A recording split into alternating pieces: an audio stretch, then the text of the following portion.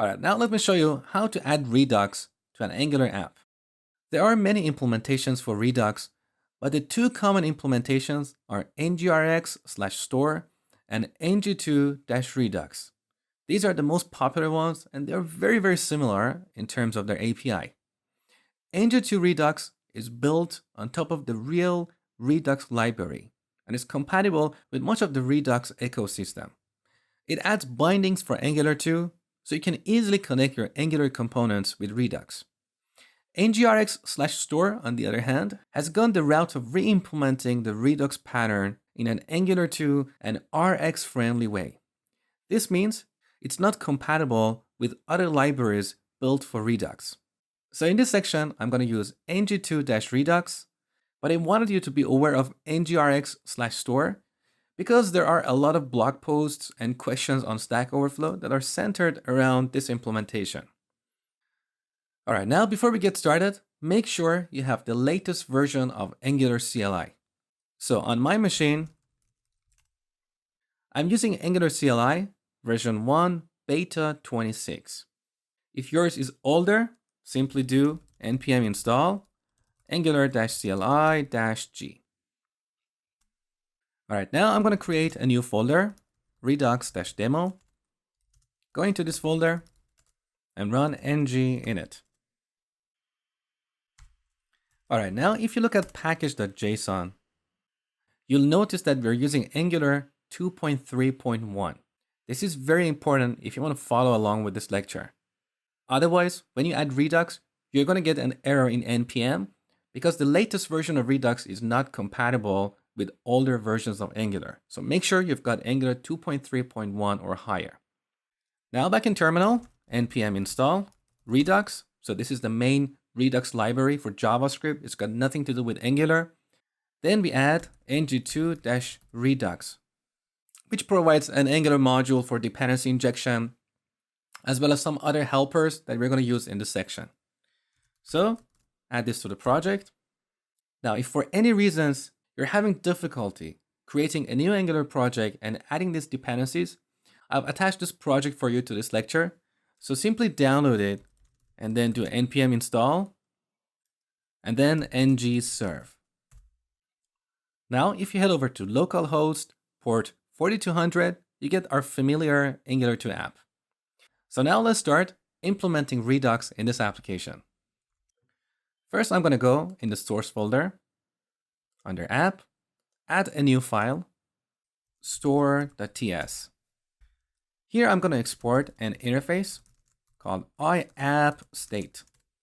So this interface determines the shape of our store. For now, we're going to leave it empty, but as we go through this section, we're going to add some properties to this interface. So this interface will determine what properties we're going to have in our store. Now I'm also going to export a function which I call root reducer.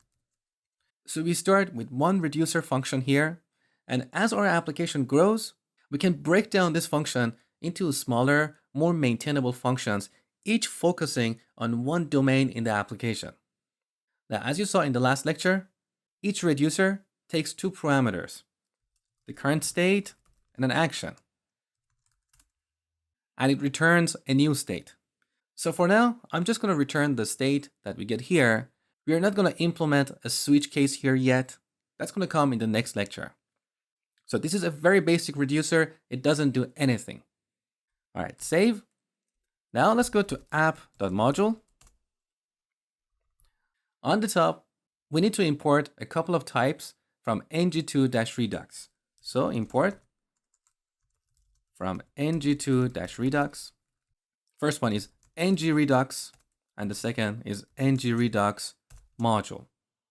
Now we need to import this module into our main module, and that's used for dependency injection. So ng-redux module.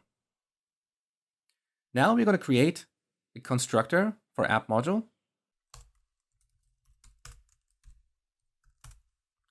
This constructor should get an object called ng-redux, which is of type ng-redux that we imported on the top. Now this type is generic, so we need to specify a generic parameter here in angle brackets. And what we pass here is the interface that we declared earlier. So this interface determines the shape of our store. So I'm going to go on the top, import iappState and root reducer from current folder /store. Now, back in the constructor, I'm going to use iappState as the generic argument for ngRedux. And the final step, we use this ngRedux object here and call configure store.